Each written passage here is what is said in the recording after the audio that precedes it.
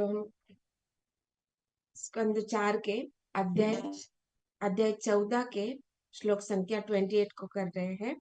और इसलिए इसमें बताया जा रहा है कि कैसे राजा वेन जो है वो ब्राह्मणों से कह रहा है कि अभी तुम सारे जो ब्राह्मण हो, तुमने क्या करना चाहिए कि मेरे प्रति सारी जो ईर्ष्या है, आपने मेरे प्रति जो ईर्ष्या धारण कर रखी है, उसको त्याग देना चाहिए। हम्म और इस ईर्ष्या को त्याग कर जो कुछ भी आप अनुष्ठान कर रहे हो, वो सब क्या करें करना है, वो मेरी ही पूजा के रूप में आपको करना चाहिए। और जो कुछ भी समस्त यज्ञ अनुष्ठान या जो कुछ भी कार्य आप भगवान को प्रसन्न करने के लिए करते हो, तो वो भगवान को प्रसन्न करके न करके आप सब मेरे प्रसन्नता के लिए कार्य करो। इस प्रकार से राजा वेन वहां पे ब्राह्मणों से कह रहे हैं। और ये भी बोल रहा है यदि आप लोग बुद्धिमान हो, दैट मीन्स क्या कर रहे हैं कि आप लोग समझ नहीं रहे हो, एक प्रकार से आप मूर्ख हो कि आपके सामने मैं भगवान के जैसा ही आपके सामने उपस्थित हूँ, तो आप भगवान को क्यों पूज रहे हो? आप बुद्धिमान बनो। दैट मीन्स आप मूर्ख के जैसा भगवान की पूजा मत करो, आप मेरी ही पूजा करो। इसलिए कह रहे हैं कि आप लोग भी बुद्धिमान होगे तो समझ सकोगे कि मुझे से श्रेष्ठ ऐसा कोई पुरुष नहीं है जो समस्त यज्ञ की प्रथम आहुतियों को ग्रहण कर सके। दैट मीन्स यहाँ पे क्या बताया जा रहा है कि जो बुद्धिमान लोग होते हैं, वो जो ब्राह्मण होते हैं, वो क्या करते हैं, समस्त प्रकार के यज्ञ की प्रथम आहुति किसको देते हैं? श्री कृष्ण भगवान को देते हैं। लेकिन यहाँ पे क्या बताया जा रहा है कि राजा वेन कह रहे हैं कि आप मूर्ख मत बनो, आप बुद्धिमान बनो। और आप समझो कि मैं आपके सामने उपस्थित हूँ, तो इसलिए आपको ये सारे यज्ञ अनुष्ठान जो है और ये सारी प्रथम आहुति जो है, आपको मुझे ही अर्पण करनी चाहिए। इस प्रकार से राजा वेन जो है उन ब्राह्मणों से बात कर रहा है। और हम सब देख रहे हैं कि ये कैसा प्रसंग चल रहा है कि ये जो राजा वेन है, उसका कार्य यहाँ पे पहले बताया गया कि किस प्रकार से राजा धार्मिक अनुष्ठानों को बंद कर दिया, गैर जिम्मेदार है। और ये सब जो ब्राह्मण है उनको समझाने का प्रयास कर रहे हैं कि जो राजा होता है कि उसका प्रजा के प्रति, ब्राह्मण के प्रति, गाय के प्रति, एक स्त्री और बालकों के प्रति तथा जो भी जो चर तथा अचर है उनके प्रति क्या कर्तव्य होना चाहिए, ये सब कुछ ये ब्राह्मण मंत्री मुनि, ये सारे ऋषि उनको समझा रहे हैं। लेकिन क्या हो रहा है कि ये जो राजा वेन है अपनी जो स्वाभाविक स्थिति को भूल चुके हैं। और वो अपनी स्वाभाविक स्थिति को भूलने के कारण क्या हो गया है, उनमें वो स्वामित्व का भाव आ गया है। और वो स्वामित्व का भाव कैसे हो गया? अहंकार के कारण वो इतना भाव बढ़ गया है कि मैं ही स्वामी हूँ। दैट मीन्स वो ये पूर्ण रूप से भूल गए हैं कि मैं स्वामी नहीं हूँ, मैं सेवक हूँ और स्वामी भगवान है। हम्म सभी जीवों के स्वामी भगवान श्री कृष्ण है और मैं सेवक हूँ। इस जो वास्तविक स्वभाव जो है जीव का, उसको पूर्ण रूप से भूल चुके हैं। क्योंकि उनका अपना ये जो मिथ्या अहंकार जो है, कि मिथ्या अहंकार क्या, कि मैं स्वामी हूँ, मैं ही भोगता हूँ, जो कुछ भी है मेरे भोग के लिए सारी वस्तु बनी है।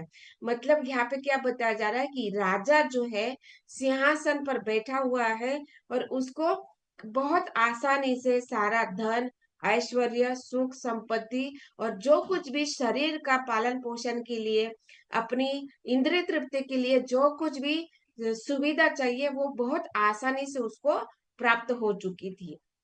तो इसलिए क्या हो गया कि वो उनमें एक अहंकार का जो भाव है वो और भी बढ़ गया है। और हम सब जानते हैं कि ये प्रकृति जो कार्य करती है, 3 गुणों के अंतर्गत कार्य करती है। और इसके ऊपर, इन 3 गुणों के ऊपर कौन नियंत्रण करता है? तो माया देवी, भगवान की जो बहिरंगा शक्ति है, वो नियंत्रण करती है। और ये बहिरंगा शक्ति कैसे कार्य करती है कि भगवान के उन्मुख जो नहीं है, मतलब जो भगवान के ऊपर श्रद्धा नहीं रखते हैं, भगवान को भगवान नहीं मानते हैं, उनके ऊपर ज्यादातर वो ध्यान रखती है। और कैसे होते हैं, और ये जीव जो है भौतिक जगत में जो आए हैं, वो कैसे है, भगवान को स्वामी नहीं मानने वाले हैं, अपने को ही स्वामी मानने का।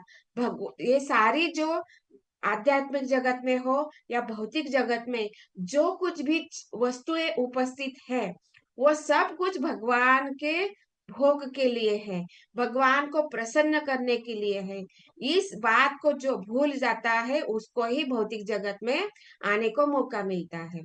और जिसको इस भौतिक जगत में आने का मौका मिला है, उसका ये जो स्वभाव, इसका ये जो अहंकार है, स्वामित्व का भाव जो है, और भी बढ़ जाता है, क्योंकि 3 गुणों में आ जाता है। और ऊपर से माया देवी है, उसका कार्य कैसा है कि जो 3 गुणों में फंसे हुए हैं, तो उनको और भी अधिक मोहग्रस्त कर रखना, ये बहिरंगा शक्ति का कार्य है। मतलब क्या है कि जो भगवान की 3 शक्तियां हैं, एक अंतरंगा शक्ति, एक बहिरंगा शक्ति और एक तटस्थ शक्ति। और ये तटस्थ शक्ति मतलब क्या है, हम सारे जो जीव इस भौतिक जगत में है, इसके अंदर हम ये भौतिक जगत के सारे जीव तटस्थ शक्ति के अंतर्गत आते हैं। और भगवान की जो अंतरंगा शक्ति है, उसका कार्य क्या होता है, जो भगवान के शुद्ध भक्त है, जो भगवान को स्वामी के रूप में मानते हैं, अपने आप को सेवक के रूप में मानते हैं, और वो इस भौतिक जगत में हो या आध्यात्मिक जगत में हो, उनके ऊपर ये अंतरंगा शक्ति कार्य करती है। दैट मीन्स उनकी जो चेतना होती है, उनकी जो कॉन्सियसनेस है, उनका जो भाव जो होता है, वो क्या होता है, पूर्ण रूप से कृष्ण भावना भावित हुए होते हैं। दैट मीन्स हर कार्य में वो भगवान को ही प्रसन्न करने का इच्छा रखते हैं। हर जगह में, हर वस्तु में वो भगवान को देखते हैं। मतलब वो चाहे ब्रह्म हो, परमात्मा हो या भगवान, इन तीनों भी अवस्था में वो भगवान को हर जगह पर देखता है। तो इस प्रकार का जो भाव रखते हैं, ऐसे जीवों के ऊपर भगवान की ये अंतरंगा शक्ति कार्य करती है। लेकिन जो जीव जो है, वो तटस्थ शक्ति के अंतर्गत आते हैं। और ऐसे जो तटस्थ जीव है, जो भौतिक जगत में आए हुए हैं, और उनका ये जो अहंकार है, जिसको मिथ्या अहंकार कहा गया है, तो ये जो मिथ्या अहंकार है, वो इतना बढ़ जाता है, इतना बढ़ जाता है। पहली तो वो 3 गुणों के अंदर फंसे होने के कारण वो हमेशा ही सतोगुण से रजोगुण, रजोगुण से तमोगुण में, और तमोगुण से सतोगुण, रजोगुण, इनमें ये 3 गुणों के अंदर वो हमेशा ही नित्य स्पर्धा करता रहता है। जैसे हम देखते हैं कि मॉर्निंग टाइम होता है, तो कितना सुखकारक होता है। जैसे हम अभी भक्ति योग का विधि अपना रहे हैं, भगवान के जो प्रसन्न करने के लिए जो कार्य है, उसके लिए हम प्रयास कर रहे हैं, भक्तों का संग कर रहे हैं, शास्त्र का अध्ययन कर रहे हैं, नाम जप कर रहे हैं, अर्चा विग्रह की सेवा कर रहे हैं। तो जो कुछ भी थोड़ा बहुत हम भगवान के जो भक्ति योग की विधि है, उसको हम अपना रहे हैं। तो इसलिए हम क्या हो रहा है कि हम सतोगुण की ओर प्रवृत्त हो रहे हैं। तो इसलिए हम जब मॉर्निंग होती है, तो उस समय हम ये सतोगुण का अनुभव करते हैं। और ये सतोगुण में अनुभव करने के कारण हम क्या करते हैं, भगवान को प्रसन्न करने के लिए कार्य करते हैं। जैसे भगवान को दर्शन, ऑल्टर खोलना, भगवान के अर्चा विग्रह की सेवा करना, नाम जप करना। जैसे अभी मॉर्निंग टाइम चल रहा है, तो हम भागवत कथा श्रवण कर रहे हैं, भगवान को प्रसन्न करने के लिए जो उनके द्वारा जो शास्त्र है, उसको हम अध्ययन कर रहे हैं। तो ये मॉर्निंग टाइम, तो जो सतोगुण में जो स्थित है, वो क्या कर रहे हैं, वो मॉर्निंग टाइम को बहुत आह्लाददायक देखता है। और हर कार्य भगवान को प्रसन्न करने के लिए क्या करना चाहिए, इसके लिए वो हर क्षण व्यतीत करता है। तो ये हो गया, ये सतोगुण हो गया है। अभी रजोगुण, जैसे जैसे दोपहर बढ़ेगी, तो वो क्या करेगा, जैसे अभी क्लास खत्म हो जाएगी, तो प्रसाद खाएंगे हम लोग, राइट, भगवान को ऑफर करने के बाद हम प्रसाद खाएंगे। तो जैसे हम प्रसाद खाएंगे, तो थोड़ा सा हमारा शरीर सुस्त हो जाएगा, और कैसे शरीर में थकान आ जाती है। जैसे हम लोग 3 बजे उठ जाते हैं, 4 बजे भगवान को अल्टर करके खोल के हम लोग मंगला आरती करते हैं, जप करते हैं। तो ये मतलब जो मॉर्निंग का प्रहर जो होता है, तो ऑलमोस्ट 5 से 6 घंटा हम लोगों ने भगवान की सेवा में बिता दिए हैं। तो इसके कारण क्या हो जाता है, एक प्रहर बीतने के कारण हमारे शरीर थोड़ा थोड़ा थकने लगता है। क्यों? क्योंकि हम इस भौतिक जगत में हैं, और ये भौतिक जगत के लक्षण है। यहाँ पे क्या है? जन्म, मृत्यु, जरा तथा व्याधि, आदि भौतिक, आदि दैविक और आदि आध्यात्मिक, ये 7 प्रकार के कष्ट इस शरीर में हमें दिखाई देने लगते हैं। चाहे सतोगुण में हो, रजोगुण में हो, तमोगुण में है, किसी भी गुण में हो, लेकिन ये सारे जो कष्ट है वो दिखाई देने लगते हैं। अभी देखो, हम लोगों ने 6 घंटा बिता दिए भगवान की सेवा में। उसके बाद क्या, जैसे हम प्रसाद खा लेते हैं, तो ये 6 घंटा का जो हम लोगों ने कार्य किया, इसका थकान दिखाई देने लगता है। और जैसे प्रसाद खाने लगते हैं, खाते हैं, प्रसाद खाने के बाद आधे घंटे के बाद, 15-10 मिनट के बाद हम लोगों को क्या, थोड़ा सा ऐसे लगता है अभी थोड़ा सा रेस्ट लेना चाहिए। अभी मैं ना 10 मिनट के लिए एक नैप ले लेती हूँ, छोटा सा नैप ले लेती हूँ। मतलब यहाँ पे क्या हो गया ना, आपने 6 घंटा सतोगुण में बिता दिया, लेकिन अभी क्या हो गया, अभी रजोगुणी, मतलब आपने प्रसाद खा लिया, और अभी प्रसाद तो रजोगुण हो गया, लेकिन जैसे हम सोचने की, नींद लेने की इच्छा करते हैं, तो ये तमोगुण हो गया। तो ये तमोगुण की इच्छा हो गई। मतलब क्या हो रहा है कि एक जीव में ये तीनों गुण, हम ये जो 3 गुण है स्पर्धा करता है। तो उस समय में हम क्या सोचते हैं, नहीं अभी तो सुबह सुबह का 10 बजा है, तो 10 बजे मैं कैसे सो सकती हूँ, नहीं मैं थोड़ा पढ़ लेती हूँ, थोड़ा कुछ भगवान का बर्तन है, भगवान का ऑल्टर है, उसको मैं अच्छे से साफ सफाई करती हूँ, भगवान के लिए फूल लेके आती हूँ, भगवान के लिए शाम के लिए कुछ प्रसाद, दूध दही फल चढ़ाने हैं, तो उनको मैं फूल लेके आऊँ, तो मैं सोऊंगी नहीं। मैं क्या करूंगी, मार्केट जाके भगवान के लिए कुछ शॉपिंग करके आऊंगी, फ्रूट दही दूध लेके आऊंगी। तो ये क्या हो गया कि यहाँ पे हम लोग रजोगुण में आज तमोगुण में आ चुके थे कि नींद आ रही है। लेकिन जो सतोगुण में स्थित होना चाहता है, वो क्या करेगा कि नहीं, मैं भगवान के लिए कुछ ऑफरिंग के लिए कुछ लेके आती हूँ, कुछ मोल भाव खरीद के मार्केट जाके लेके आती हूँ। तो इस प्रकार का जब ये हम इच्छा करेंगे, तो 10 क्या होगा, इस प्रकार से हम हमेशा ही सतोगुण में स्थित रहेंगे। भले ही हम शरीर में होने के कारण, भौतिक जगत में होने के कारण, ये 3 गुण हम लोगों को परेशान करेंगे, लेकिन उसके भी हमें सतोगुण में कैसे स्थित रखना है, ये हमें गुरु मार्गदर्शन करते हैं, शास्त्र मार्गदर्शन करते हैं कि किस प्रकार से हमें ये जो 3 गुणों के अंदर हमारा मन, बुद्धि और अहंकार के कारण क्या होता है, हम सोचते हैं, मन इच्छा करता है, और अहंकार के कारण हम क्या सोचते हैं कि नहीं, अभी मैं सुबह 3 बजे से लेकर 9 बजे तक, 9:30 बजे तक मैंने भगवान की बहुत सेवा की है, भगवान के लिए मैंने कार्य किया है, अभी मुझे सो जाना चाहिए, मुझे थोड़ा रेस्ट लेना चाहिए। लेकिन यहाँ पे क्या हो रहा है, यहाँ पे स्पर्धा चल रही है, किसमें, मन, बुद्धि और अहंकार के कारण। तो ये जो सूक्ष्म शरीर है ना, ये बहुत एक्टिव रहता है हमेशा ही, हम सोते रहने दो या जगते रहने दो, ये 3 जो प्रकार के जो सूक्ष्म शरीर है ना, ये हमारे ऊपर बहुत बड़ा प्रभाव डालते हैं, और इनके कारण ही हम जो कुछ भी कार्य करते हैं ना, तो इन सूक्ष्म शरीर के अंतर्गत ही करते हैं। तो मन, बुद्धि और अहंकार वश हम, हमें तो इस समय यहाँ पे बोल रहे हैं ना कि आप बुद्धिमान बनो, तो दैट मीन्स हमें बुद्धिमान बनना है कि अभी मुझे रेस्ट लेना है। तो देखिए, हम भौतिक जगत में है, हम इस भौतिक शरीर में स्थित है, तो ये जो हमारा शरीर में जो आत्मा है, ये कब रहेगा, जब तक ये शरीर स्वस्थ रहेगा, तभी आत्मा अच्छे से बना रहेगा।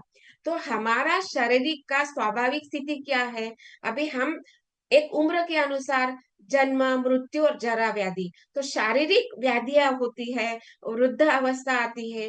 तो ये शरीर की अवस्थाओं को समझकर हमें कितना समय के लिए रेस्ट की आवश्यकता है, हमारा शरीर कितना शक्तिमय है, मतलब कितना शरीर को हम कितना खींच सकते हैं, कितनी उसकी आहार निद्रा भय मैथुन की आवश्यकता है, इसके अनुसार हमें सोच विचार करके हमें ये नींद जो होती है, मतलब ये जो रेस्ट हम लोग सोचते हैं ना कि सुबह 3 से 10 9 9:30 बजे तक हम लोगों ने जो कार्य किया है, तो हमें शरीर के अनुसार वहां पे अगर आवश्यक है रेस्ट लेना है तो जरूर रेस्ट लेना चाहिए।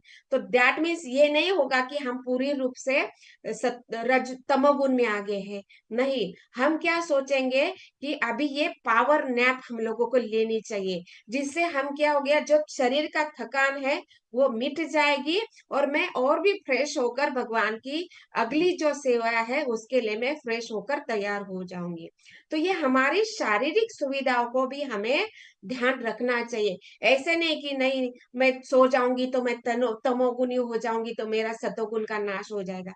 नहीं, यहाँ पे हमें शरीर का भी बहुत बड़ा ध्यान रखना है, क्योंकि शरीर स्वस्थ है तभी हम भगवान की सेवा करेंगे। तो दैट मीन्स यहाँ पे ये जो मन, बुद्धि और अहंकार, इनमें जो स्पर्धा चलती है ना, तो मन क्या बोलता है, नहीं मैं अभी बहुत थक गया हूँ, अभी सो जाना चाहिए।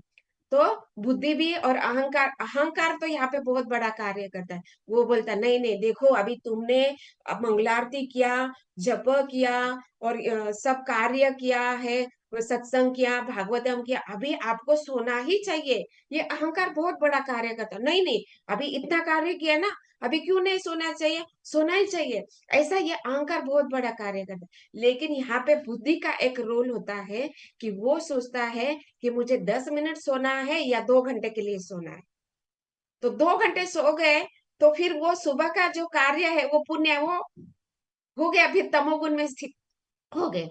लेकिन आप अगर 10-15 मिनट के लिए, आधा घंटे के लिए रेस्ट ले रहे हो, तो आपका ये सतोगुण का जो प्रभाव है वो ऐसे ही बना रहेगा, क्योंकि आप किस चेतना से सो रहे हो कि मेरा शरीर थक गया है और मुझे शरीर को थकान मिटानी है, जिससे मैं फ्रेश होकर भगवान की अगली सेवा के लिए तैयार हो जाएगी। इस भाव से अगर सोते हैं तो वो हम हमेशा ही, मतलब जैसे भगवान बोलते हैं ना कि एक भक्त को 24 घंटा मेरा स्मरण करना चाहिए।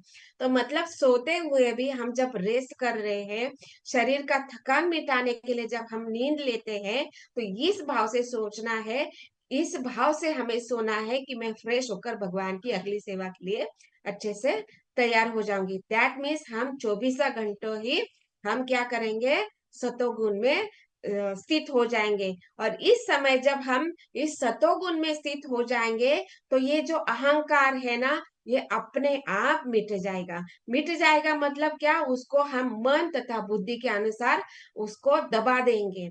क्योंकि ये अहंकार है ना, ये बहुत उछलता रहता है। मैंने ये किया, मैंने जब किया, मैंने भगवान की आरती की, मैंने भागवतम सुना, मैंने कथा सुनी, अभी मैंने सोना चाहिए, अभी मैंने अच्छे से नींद लेना चाहिए।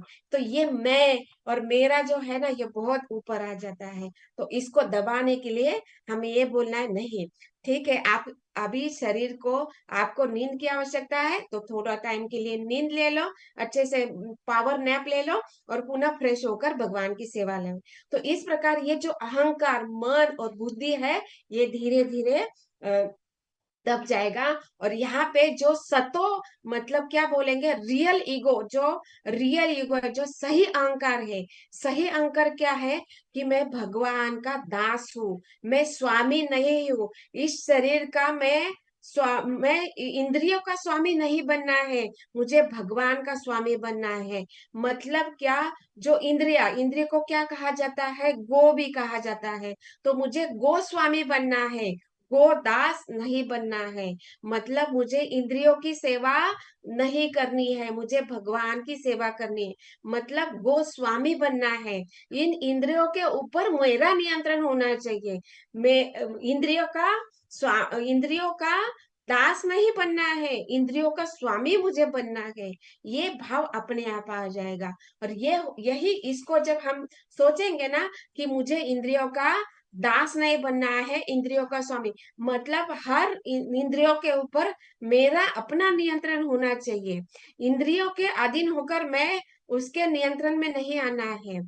तो ये जब भाव आएगा ना, तो ये कब आता है कि जब हम अपना सही अहंकार, मतलब कि भगवान ही स्वामी है और मैं भगवान का दास हूँ, ये जो सही अहंकार है, ये जब हम सोचेंगे ना कि हमें सतोगुण में स्थित रहना है, किस प्रकार से हमें शरीर को बनाए रखना है, कब हमें सतोगुणी कार्य करना है, कब रजोगुणी, कब तमोगुणी कार्य करना है।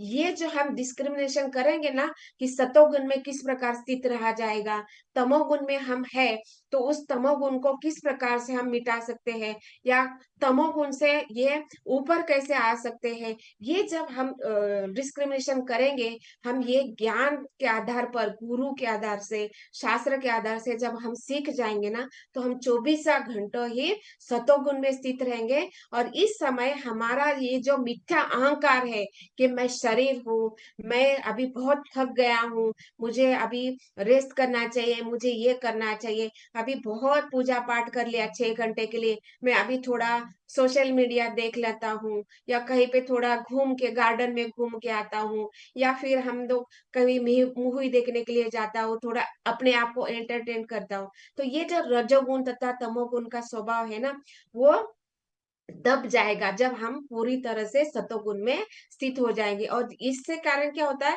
ये जो अहंकार है, ये जो मैं और मेरा ये जो अहंकार है वो दब जाएगा। और ये मिथ्या अहंकार दबने से क्या हो जाएगा, हम सही अहंकार में कि मैं शरीर नहीं हूँ, मैं आत्मा हूँ। और आत्मा का हमें क्या करना है, आत्मा को हमें परमात्मा के साथ संबंध बनाए के रखना है, जोड़ के रखना है। और वो कैसा है, केवल सुबह का 6 घंटा का नहीं लिए नहीं, पूरा 24 घंटा के लिए हमें कैसे जोड़ के रखना है, इसके लिए हम जो कार्य करेंगे, तो इससे ये जो मिथ्या अहंकार है वो दब जाएगा।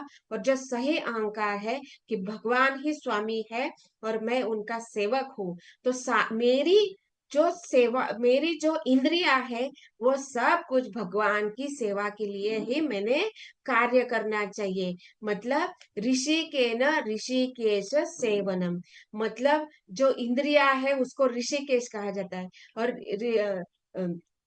ये जो इंद्रिया है, भगवान की सेवा के लिए जब हम कार्य करते हैं, भगवान की प्रसन्नता के लिए कार्य करते हैं, तो इससे क्या हो जाएगा, इंद्रियों के हम क्या बन जाएंगे, स्वामी बन जाएंगे। और इसके द्वारा हम इंद्रियों के द्वारा जो भगवान को प्रसन्न करने के लिए कार्य करेंगे। तो इस प्रकार ये जो मिथ्या अहंकार है वो दब जाएगा, और सही अहंकार जो है वो ऊपर आएगा, उसके अनुसार हम कार्य करेंगे। तो ये जब हम इस प्रकार से कार्य करेंगे तो हम क्या हो जाएंगे, सतोगुण में सिद्ध हो जाएंगे। मतलब हम जो भक्ति करने का प्रयास कर रहे हैं, तो इसको, इस प्रयास को देखकर भगवान प्रसन्न होते हैं, और भगवान अपनी कृपा हमारे ऊपर डालते हैं, भगवान हमें कृपा प्रदान करते हैं, जिससे हमें भगवान की कृपा होने से हम क्या करते हैं, जो भगवान का विषय जो ज्ञान है, तत्वता ज्ञान है, जो गुरु साधु और शास्त्रों के द्वारा हमें प्राप्त होता है, उसको समझने की जो सही बुद्धि है वो हमें प्रदान करते हैं। जैसे भगवान भगवत गीता में बोलते हैं ना, ददामी बुद्धि योगम तम। भगवत गीता के 10वें अध्याय के जो चतुश्लोकी भगवत गीता है, उसमें भगवान बोलते हैं कि जब ज्ञान से युक्त आप मुझे, मेरा प्रसन्न करने के लिए कार्य करोगे, तो मैं आपको बुद्धि दूंगा। और यहाँ पे कैसी बुद्धि हमें चाहिए, कि भगवान को प्रसन्न करने के लिए। अभी यहाँ पे राजा वेन क्या बोल रहा है, कि एक जो राजा होता है वो भगवान का प्रतिनिधि होता है। वो राजा वेन की बात सही है, उन्होंने जो सिद्धांत बोला है कि राजा भगवान का एक प्रतिनिधि माना जाता है, और उसको प्रसन्न करने के लिए हमें कार्य करना चाहिए। लेकिन उस सिद्धांत का जो अनुवाद है, उसका जो अर्थ बता रहे हैं वो गलत बता रहे हैं, कि राजा ही भगवान, राजा को ही भगवान के जैसा पूजना चाहिए। ये जो है वो गलत अर्थ बता रहा है। कभी कोई भी जीव, राजा होने दो, गुरु होने दो, साधु होने दो, कुछ भी, कोई भी होने दो, बड़े बड़े देवी देवता क्यों ना होने दो, कभी कभी हम देखते हैं कि ब्रह्मा, शिव जी, ये बड़े बड़े देवता है, लेकिन उनको भी कभी कभी भगवान कहा जाता है, लेकिन वो कभी भी अपने आप को भगवान के रूप में नहीं पूजते हैं। हाँ? वो कभी भी अपने आप को भगवान के जैसा नहीं मानते हैं। जैसे कि हम देखते हैं ना, अपराध के जो हम नित्य रूप से डेली जो हम अपराध पढ़ते हैं, 10 अपराध हम लोग पढ़ते हैं, तो सबसे पहला अपराध क्या है? हाँ, ये जो आते हैं, जो जिसने अपना संपूर्ण जीवन समर्पित किया है, ऐसे महाभागवतों की निंदा कभी भी नहीं करना चाहिए। हाँ, दूसरा भागवत के दूसरा क्या बता रहे हैं? ब्रह्मा शिव आदि देवताओं को भगवान से बढ़कर अथवा उनसे कभी भी स्वतंत्र नहीं समझना चाहिए। ये दूसरा अपराध बताया जाता है। मतलब क्या, ये जो बड़े बड़े देवता ब्रह्मा तथा शिव जी, कभी कभी भगवान के रूप में उनको माना जाता है, क्योंकि ब्रह्मा जी ने यह सृष्टि का निर्माण किया है, तो इसलिए भगवान के रूप में हम देख सकते हैं। और शिव जी जो है वो प्रलय के लिए कार्य करते हैं, संहार का कार्य करते हैं, तो इसलिए हम देखते हैं कि उनको भी भगवान कहा जाता है। लेकिन वो अपने आप को क्या सोचते हैं कि मैं भगवान का दास हूँ, भगवान ने ही हमें ये शक्ति प्रदान की है। तो इसलिए हम देखते हैं कि उनका जो अहंकार है वो कभी भी मिथ्या अहंकार नहीं होता है, उनका हमेशा ही सही अहंकार होता है।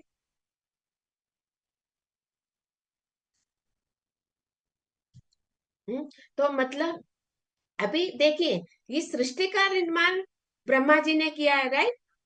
और कैसे? उनको भगवान ने ज्ञान दिया, तो ये ज्ञान उनको भगवान से प्राप्त हुआ, और ये भी ज्ञान प्राप्त हुआ कि सब कुछ करने वाला मैं भगवान श्री कृष्ण स्वयं भगवान हूँ। ये ज्ञान ब्रह्मा जी को भगवान ने दिया कि मैं ही सर्व कारण कारण हूँ। इसलिए भगवान ब्रह्मा जी अपनी स्तुति में बोलते हैं, गोविंदम आदि पुरुषम, गोविंद ही सर्व कारणों के कारण है। ये ज्ञान ब्रह्मा जी के पास होने के कारण भले ही जीव उनको भगवान मानते हैं, लेकिन वह कभी भी अपने आप को भगवान नहीं मानते हैं। तो ये यही जो उनके पास ज्ञान है, उसको ही वो क्या मानते हैं कि मेरे स्वामी कौन है? भगवान श्री कृष्ण है। और इस भगवान को ही श्री कृष्ण भगवान भगवान मानते हैं, और वह अपने स्वाभाविक सिद्धों को जानते हैं कि मैं भगवान का दास हूँ, भगवान के द्वारा ही मुझे ज्ञान प्राप्त हुआ है, और उन्होंने ही मुझे मार्गदर्शन किया है कि उनको प्रसन्न करने के लिए मुझे कैसे कार्य करने। तो इस प्रकार से हम देखते हैं कि इतना बड़ा सृष्टि का निर्माण करने वाले ब्रह्मा जी भी अपने आप को भगवान नहीं मानते हैं। और यहाँ पे हम देख रहे हैं कि राजा वेन बोल रहा है कि मैं आप सबका पिता के समान हूँ, और मैं राजा हूँ, और राजा भगवान का प्रतिनिधि होता है, इसलिए मुझे आपने भगवान के जैसे पूजा करना चाहिए, भगवान के स्वरूप मेरी पूजा करना चाहिए, यज्ञ अनुष्ठान के द्वारा मुझे ही प्रसन्न करने के लिए कार्य करना चाहिए। तो ये स्वभाव कैसे आ गया है? ये आसुरी स्वभाव के कारण।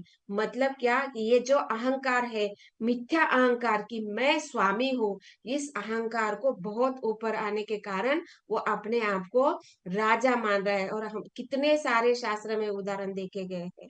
कंस है, रावण है, हिरण्यकश्यपु है, हिरण्याक्ष है, ये सारे जो आसुरी स्वभाव वाले जो राजा है, उन्होंने हमेशा ही यही बोला है कि आप भगवान की विष्णु की सेवा क्यों कर रहे हो? मैं साक्षात राजा स्वरूप भगवान यहाँ पर उपस्थित हूँ, तो आपने मेरी ही सेवा करनी चाहिए, मेरी प्रसन्नता के लिए कार्य करना चाहिए। तो यहाँ पे क्या हो रहा है कि ये जो मिथ्या अहंकार है वो ऊपर बढ़ जाता है, और इसके कारण ये आसुरी स्वभाव जो है, ये सारे भगवत गीता में कौन से श्लोक संख्या, भगवत गीता में 16वां अध्याय का, दैवी तथा आसुरी स्वभाव में, ये सारे जो आसुरी स्वभाव है, दंभ, क्या क्या अलग अलग प्रकार के जो स्वभाव है, आसुरी स्वभाव, पूर्ण रूप से भगवान ने भगवत गीता में पहले से ही बता रखे हैं। तो इसको हम समझ सकते हैं कि ये जो राजा वेन है, ये सारे उनमें ये सारे आसुरी गुण के कारण वो अपने आप को भगवान मान रहा है। मतलब भगवान के मत पूजो, मुझे ही मेरी ही पूजा करो, इस प्रकार का आसुरी स्वभाव उसमें आ चुका है। और मिथ्या अहंकार वश वो अभी सारे मुनियों को बोल रहा है कि आप मुझे ये ज्ञान क्यों दे रहे हो? मैं जानता हूँ कि मैं स्वयं भगवान का प्रतिनिधि हूँ, और भगवान को मत पूजिए, अभी मेरा पूजा कीजिए। और आप ये ज्ञान मुझे क्यों दे रहे? जैसे हम देखते हैं, हम बुक डिस्ट्रीब्यूशन के लिए जाते हैं, हाँ हम लोगों ने भगवत गीता पढ़ा है, हम लोगों ने कई बार पढ़ा है, हम लोगों को सब कुछ पता है, ये है वो है, मतलब वो क्या सोच रहे हैं कि हम बहुत ज्ञानी है, हम लोगों को सब पता है। एक बार भगवत गीता पढ़ लिया तो हाँ, हम लोगों को पूरा ज्ञान आ गया। लेकिन यह क्या हो रहा है, यह मिथ्या अहंकार का प्रभाव दिखाई देता है। और ये मिथ्या अहंकार के कारण क्या होता है कि हम कुछ सब कुछ हम जानते हैं, हम स्वामी है, तो हम अपनी इंद्रिय तृप्ति के लिए कार्य करेंगे, हमारी प्रसन्नता के लिए सब कुछ कार्य करेंगे। और ये क्या है, जब जीव भगवान को भूल कर अपनी इंद्रिय तृप्ति करता है, दैट मीन्स वो आसुरी स्वभाव है। भगवान को भगवान या भगवान को स्वामी नहीं मानता है, भगवान के सारी वस्तुओं को भोगता नहीं मानता है, सारी वस्तुएं मेरे ही भोगने के लिए बनी है, जब ऐसे किसी जीव का स्वभाव बन जाता है तो वो आसुरी स्वभाव कहा जाता है। और इसके कारण वो जो अपना सही अहंकार है कि मैं स्वामी नहीं हूँ, मैं सेवक हूँ, भगवान ही स्वामी है, इसको वो भूलने के कारण अधिक अधिक अधपतन होता है। और ये नरक के द्वार उसके लिए खुल जाते हैं। तो काम, क्रोध तथा लोभ, ये जो नरक के 3 द्वार बताए गए हैं, ये बहुत बड़े बड़े बड़े बन जाते हैं कि इतने आसानी से हम उसके अंदर घुस जाते हैं। लेकिन कहा जाता है कि वैकुंठ का द्वार इतना छोटा है, इतना छोटा है, क्योंकि हम लोग देखते हैं कि ये जो शरीर में हमारा आत्मा है वो कितना छोटा है, कितना साइज बताया भगवत गीता के सेकंड चैप्टर में ही बताया ना कि आत्मा का स्वभाव कैसा है। जब बाल एक शरीर, हमारे शरीर का एक बाल, बाल का एक नोक, नोक का 10,000 टुकड़े करने के बाद एक जो अंश बनेगा वो सूक्ष्म अंश, उतना आत्मा का स्वभाव है। तो हम सोचते हैं कि ये आत्मा इतना छोटा है और इस आत्मा को वैकुंठ में प्रवेश करना है, तो वो द्वार भी उतना ही छोटा रखेंगे ना। ये माया देवी, बहिरंगा शक्ति, ये जो भगवान के प्रतिनिधि है, वो भी हम देखते हैं इस भौतिक जगत में भी कि शिव जी का जो मंदिर होता है, आप लोगों ने कभी अनुभव किया होगा कि ये जो शिव जी का गर्भगृह है ना, वो बहुत छोटा होता है। आप कभी भी शिव जी के गर्भगृह में सीधे सीधे ऐसा सामने सर रख के नहीं जा सकते। कभी भी शिव जी के गर्भगृह में ऐसे होते हैं, पुराने जो शिवलिंग जो होते हैं ना, उनमें झुक कर ही जाना पड़ता है। गांवों में कभी कभी देखा होगा कि ऐसे कई कई शिव जी के मंदिर है जहां पे आपको नीचे झुककर ही जाना पड़ता है। तो हम देखते हैं कि ये जो आत्मा का स्वभाव है, ये आत्मा का जो साइज है वो इतना छोटा है, तो इतने आसानी से हम वैकुंठ में प्रवेश नहीं कर सकते। दैट मीन्स ये मिथ्या अहंकार के कारण हमारा स्वभाव जो है ना, इतना आसुरी बन जाता है, इतना बड़ा बन जाता है कि वो झुकने के लिए तैयार नहीं होता है। और जब द्वार ही छोटा है तो उसमें प्रवेश कैसे कर पाएंगे, नहीं कर पाएंगे ना। तो ये आत्मा को हमें इतना, मतलब अपने आप को उस आत्मा के स्तर पर लेके आना है और इतना छोटा बनना है, इतना छोटा बनना है कि वो आत्मा का जो साइज है उसके अनुसार इतना छोटा बनने पर ही हम वैकुंठ में प्रवेश कर सकते हैं, अन्यथा हम नहीं प्रवेश कर सकते। तो इसलिए हमारा जो सही अहंकार है उसको कैसे समझना है और मिथ्या अहंकार को बढ़ने नहीं देना है। और मिथ्या अहंकार को बढ़ने से कारण आसुरी स्वभाव बन जाता है और हम भगवान से विमुख हो जाते हैं और हमारे लिए नरक के द्वार बन जाते हैं। और वैकुंठ के द्वार जितने छोटे हो सकते उसने उससे भी छोटे बन जाते हैं। तो इसलिए हमें सबसे छोटा जितना हो सके उतना छोटा बनना है और हमारे जो सही अहंकार है उसको बनाए रखना है। और यही बात यहाँ पे बताया जा रहा है कि यहाँ पे मिथ्या अहंकार वश हमें कभी भी भगवान से स्पर्धा नहीं करनी चाहिए। तो ये आसुरी लक्षण है कि वो मिथ्या अहंकारवश अपने आप को भगवान सोचता है। और जैसे कि तात्पर्य में श्रील प्रभुपाद बता रहे हैं कि जैसा कि श्री कृष्ण ने भगवत गीता में कहा है कि उनसे बड़ा सत्य अन्य कुछ भी नहीं है। तो मतलब सब कुछ भगवान ही है, और भगवान की प्रसन्नता के लिए भगवान को ही सारे यज्ञ, कर्म, दान, तप, हमारे जीवन के जो कुछ भी कार्य है, यहाँ तक कि अपने आप को भी भगवान को शरणागत करना है और उनको प्रसन्नता के लिए कार्य करना है, क्योंकि इस जगत में उनसे बड़ा कुछ भी नहीं है।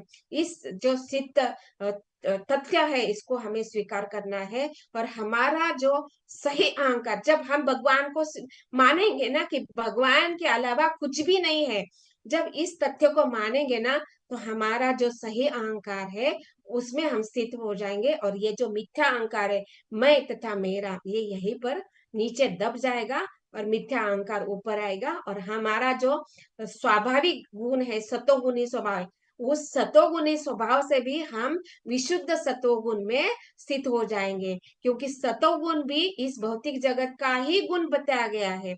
सतोगुण भी इस भौतिक जगत का ही है। ये आध्यात्मिक जगत में ये सतोगुण की सतोगुण नहीं है। आध्यात्मिक जगत में विशुद्ध सतोगुण है, मतलब इस सतोगुण से भी बढ़कर विशुद्ध सतोगुण होता है। हाँ, तो इसलिए हम जब भगवान को मानेंगे कि भगवान से बढ़कर कोई नहीं है, जब ऐसे मानेंगे तो हमारा सही अहंकार बढ़ेगा और ये मिथ्या अहंकार दब जाएगा। यही बात यहाँ पे श्रील प्रभुपाद हमें समझाना चाहते हैं। राजा वेन का आसुरी स्वभाव का वर्णन करने पर हमें ये समझना है कि हमारा स्वभाव आसुरी नहीं बनना चाहिए, हमारा स्वभाव दैवी बनाना है, और सही अहंकार को हमें प्राप्त होना है। तो ग्रंथ राज श्रीमद् भागवतम की जय, श्रील प्रभुपाद की जय।